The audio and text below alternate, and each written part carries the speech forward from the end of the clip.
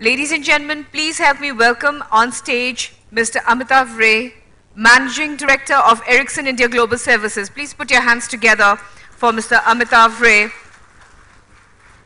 Here he is, and a louder applause, please. Thank you. Good afternoon. I believe there are some real exciting, great speakers to continue after my talk, so I will be careful and mindful of the time. So today, what I've been asked to talk about, you've seen that maximizing the competitive advantage through innovation. So before I start talking about what is competitive advantage and what is innovation, I would like to say that both these words perhaps are too much used.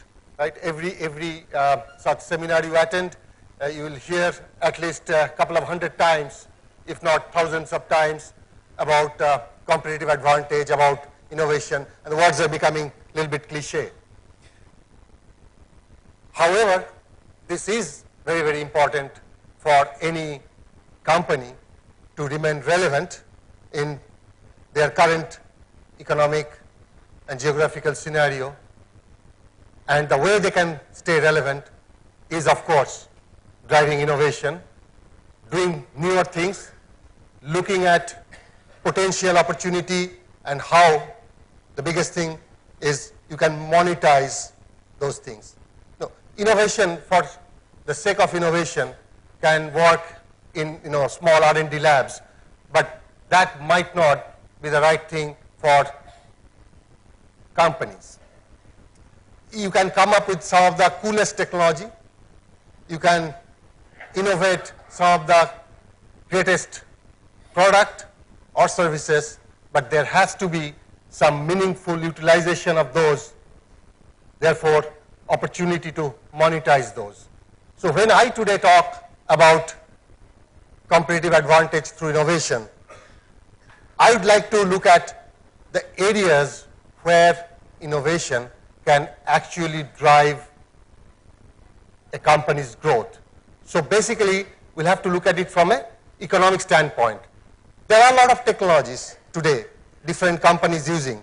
I will be primarily focusing on the area where my company works. We work on mobility, mobile broadband, and how innovation in those areas are helping different companies and, of course, helping people. We have a concept, we call it network society, and I'd like to introduce that before I start talking about innovation. We believe that when people and things, they interact, it generates big idea. And big idea in our world, we call it network society. In some other parts of the world, people call it innovation. I don't think they are very, very different. Interactivity between people and things are today creating some of the biggest business opportunity and therefore driving some of the greatest innovation in our life. So what are few of such things? We talk about a lot of disruptive technology, and we would like to pick on a couple of those which are, we believe, economically disruptive technologies, which is going to drive our industry as well as our society over the next few years. And the changes it will bring to our lives will be fundamental, and not to individual life, also in our society. And there are plenty of such things. You can talk of a renewable energy. You can talk of advanced oil and gas exploration. You can talk of advanced robotics. You can talk of energy storage, Internet of Things. You must have heard it many times over the last 3 days. And of course, you can talk of mobile internet. And I can spend a couple of hours on each of those, how this potentially economically disruptive technology can drive innovation and make fundamental change, therefore create strategic advantage for the companies of tomorrow. But I'll just give you a couple of examples. If I start from this page, and any of this bullet we want to talk about, and we can explain. Think of let's say, advanced oil and gas exploration. Majority of gas today available on Earth are not accessible. Or maybe they are accessible, but the drilling technology is not so great to make it economically viable. What I mean is today we have vertical drilling system, and this has nothing to do with IT, right? I'm just talking about things which are driving innovation, which is going to make things very different tomorrow because of these are economically disruptive technology.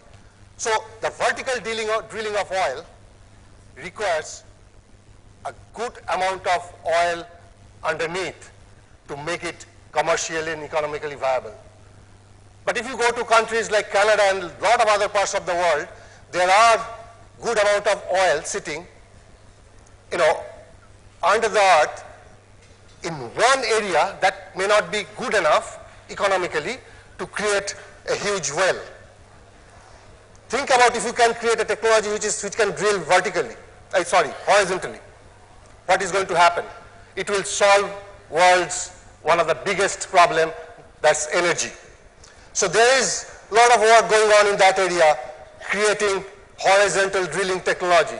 Then talk of, let's say, autonomous and near autonomous vehicle. We as a company work a lot with a lot of automotive companies in the world to help them to run cars in autopilot mode. We are working currently with Volvo on some projects which is being delivered right here from India as well. Why this is important? There was a research done and it showed only 5% of the fuel a car consumes is actually used to run the engine or run the wheel. 95% of the fuel is pure wastage. In a sense, either you are standing on the traffic or you are doing something else.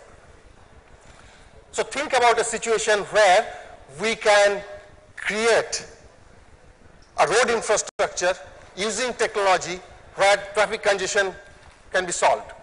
And you heard a lot on the smarter cities, and so on and so forth, but where people are trying to see if I can create sensors, low-cost sensors, and put them across the road, and then manage a connectivity between those sensors and the car, what can happen?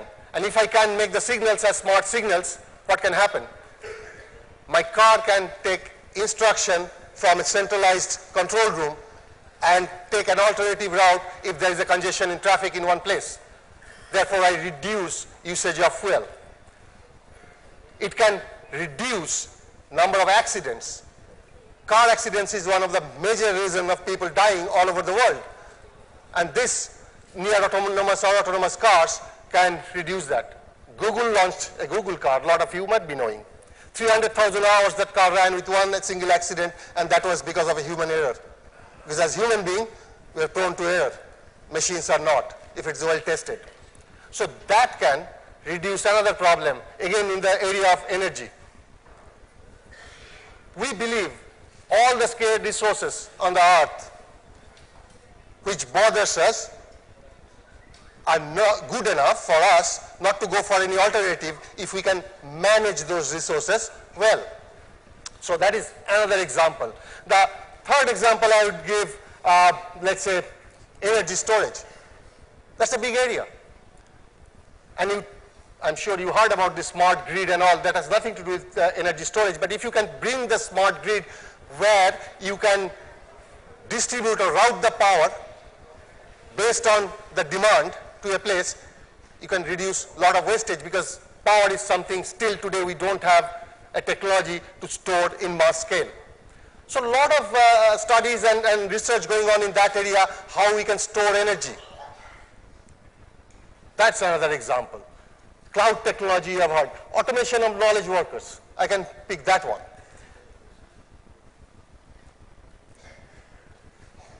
Over 80% of what we do today, at least in IT industry, is going to get automated. And then this number might be mind-boggling, and especially when we sit here in India and we worry about what is going to happen to those hundreds and thousands of people working.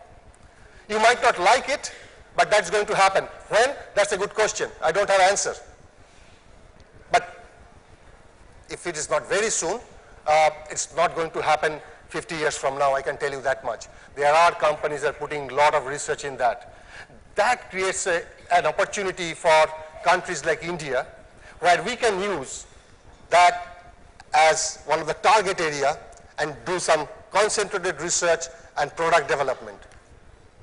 When I first heard that, well, 80% of the jobs might go away because of automation of knowledge worker, I questioned.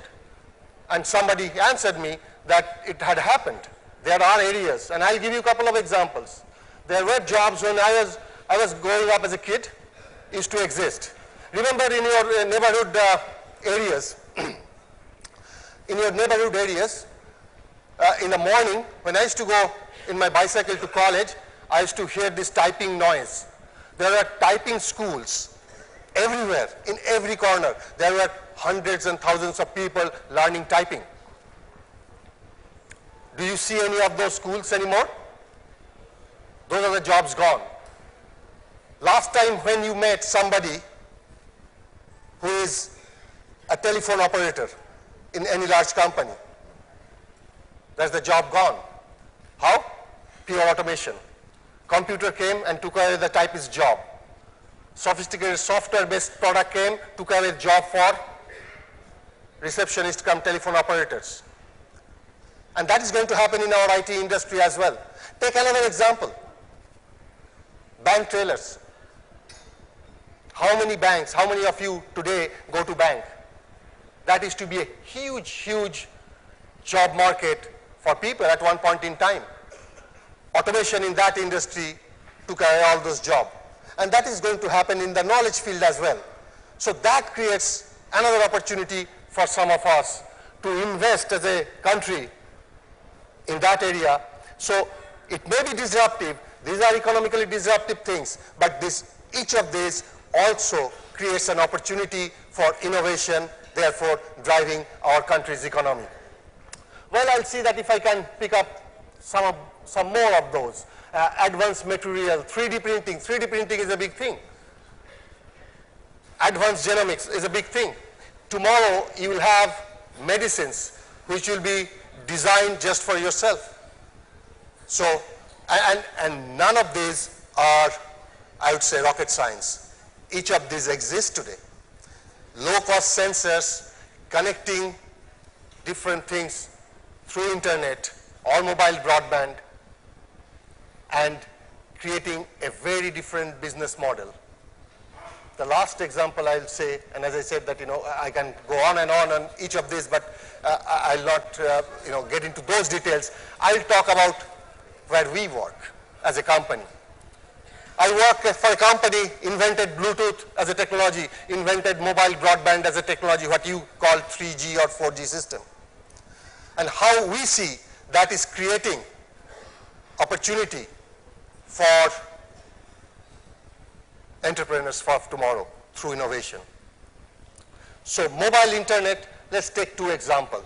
And I will give you two examples which are from countries like India and one from India. Right?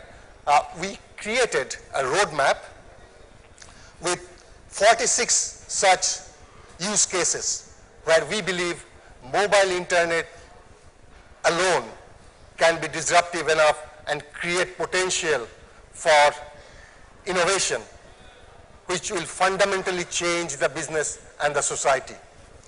So let's take example of healthcare. This is from the city I come from, Kolkata. And there is a place 3.5 hours drive from here in Bolpur, and see what we are doing using mobile internet as a technology, how innovation is driving competitive advantage. There are set of people who are using this, and this is a win-win situation. It is creating, this innovation is creating new business opportunity for some. This is also creating great advantage for people in our country. So let's have a look at what we have done here in West Bengal. It was 2009, and during that time my father was staying in Kharagpur in West Bengal, so he had some sleep disorders and he went to a local doctor. He was taking wrong medicines for more than 6 months. At that point in time I thought that how technology would be able to connect these patients with the doctors. The situation in the rural healthcare, it's an 80-20 rule. Typically, that is 80% of the population or 70% of the population in India stays in villages, which is being catered by only 20% of the doctors. So that is the huge demand and the supply gap. iCure is all about providing affordable remote monitoring solution using technology intervention. What we are doing is we are setting up a chain of rural health centers that are providing doctors, medicines, basic tests like BP, ECG and sugar. These health centers, they are set up at a block level, and we have the doctors who are visiting these health clinics a few days in a week. On the other days of the week, we have these health workers, so they can go to the last mile, they can go to the patient's home.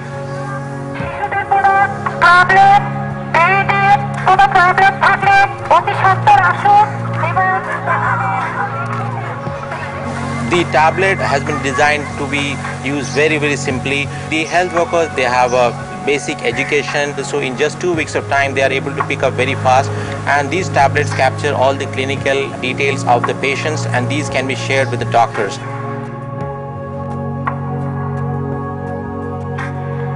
In using our technology, we can share all the data right from the report to the basic test to these doctors in Bombay. We have been able to use the same limited set of doctors, and with the help of the health workers and the technology, we are able to see many more patients in these rural and remote areas. We cannot create doctors overnight, we cannot create hospitals overnight, but what we can do is to effectively orchestrate the existing resources at hand using technology.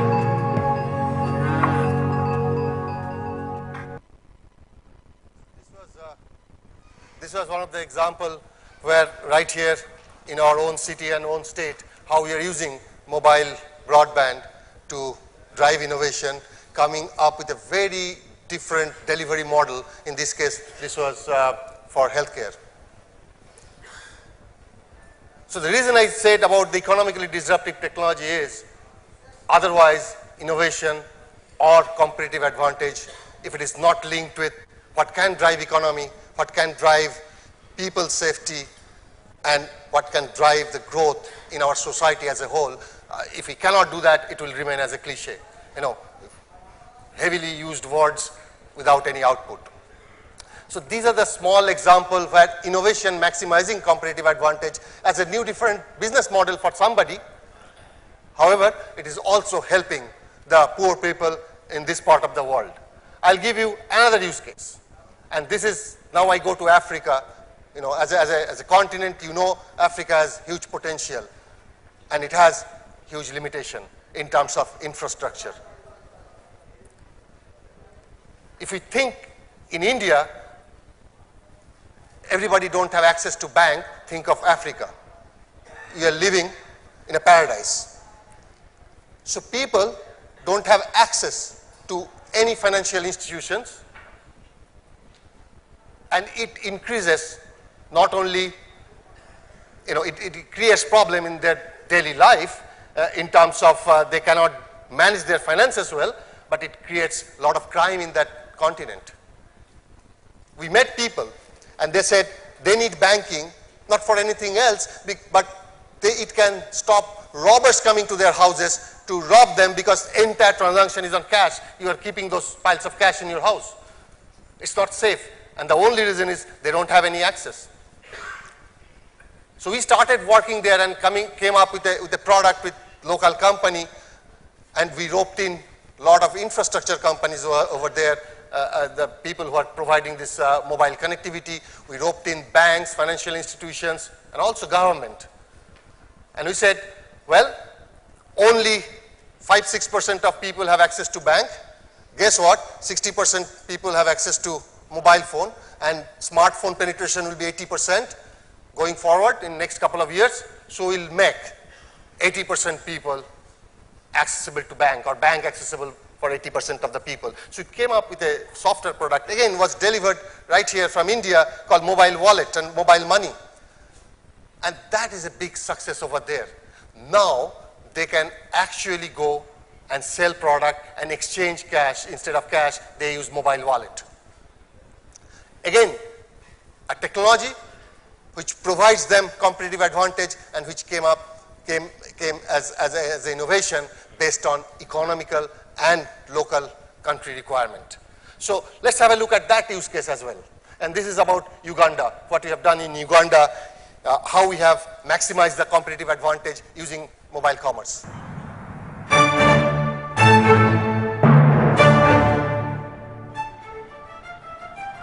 Mobile payments in Uganda started in 2008. But you can see the phenomenon. 9 million Ugandans are using mobile money. People in the offices, in the villages, in the small towns, everywhere. The fundamental change is more and more people are saving money using the phone, because there are small mobile money kiosks everywhere, even in the smallest village. A drug shop owner would treat people using mobile money, receive money for drugs with mobile money. She makes on average 100,000 Uganda shillings a day.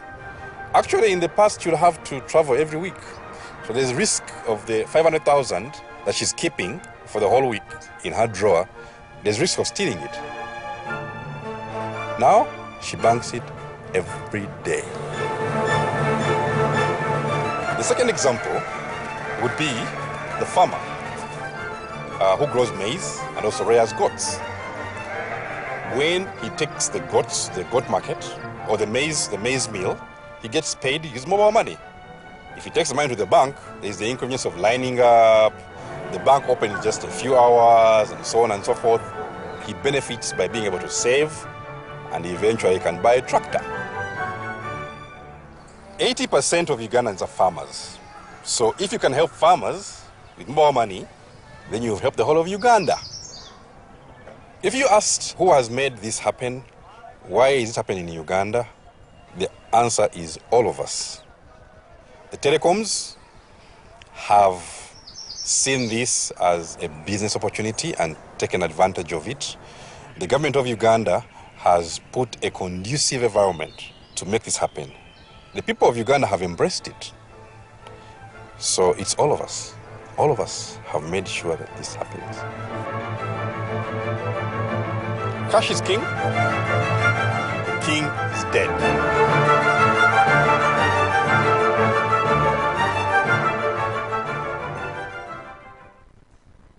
That was my last use case.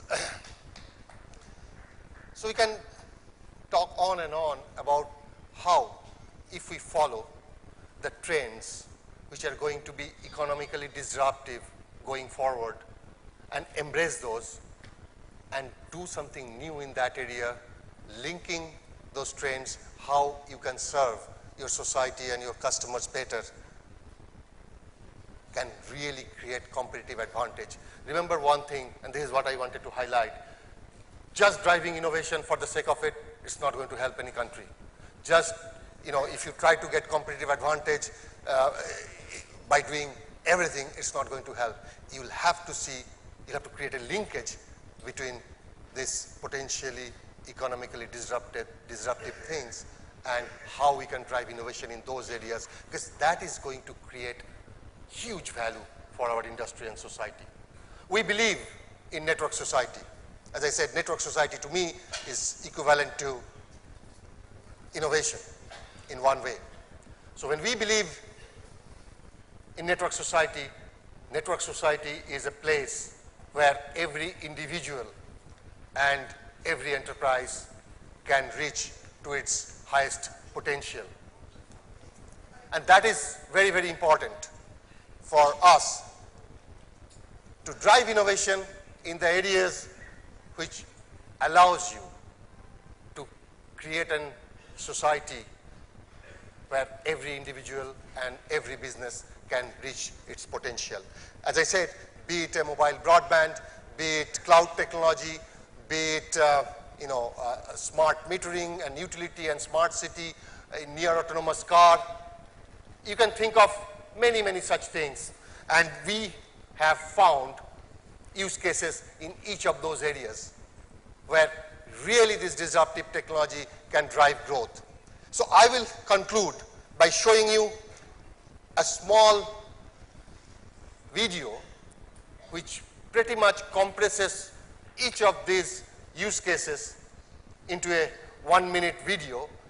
This video was filmed in 48 use cases, was filmed in 56 countries over the last 1 year, where we have collected how the mobile internet or mobile broadband is helping the society to drive innovation and creating competitive advantage for various companies. So I will finish with that video. It's hard to see when surrounded by it. Take a step back. Look around. Change is everywhere now. Change builds arenas of magic and fosters new worlds of talent. It takes hospitals to the streets and the bedridden into nature.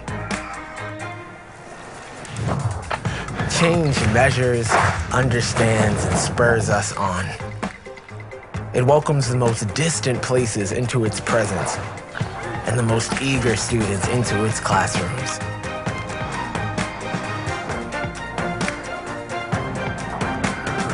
It fills our lights with digital power,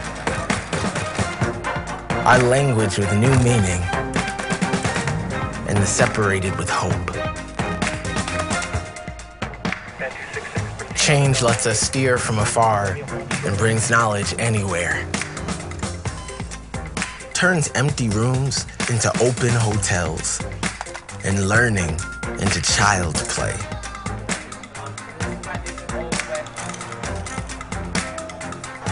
Its most devoted minds reinvent hierarchies and industries. Wild ideas burst into big business and big dreams into reality.